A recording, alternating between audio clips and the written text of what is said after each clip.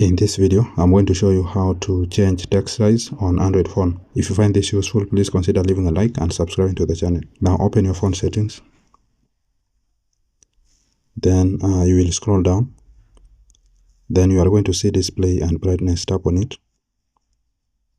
Then it will land here. So you will scroll down a little bit.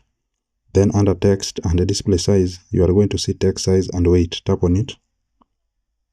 Then it will land here. So here is where you can change your text size.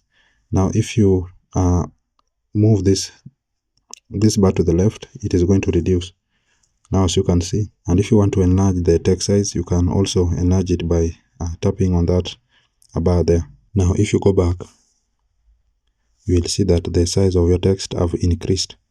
And if you go back and reduce the size and go back again, you will see that the size has reduced. That's simply how to change text size on Android phone. I hope this was useful, and if it was, please consider leaving a like and subscribing to the channel. Thank you guys for watching and have a nice day.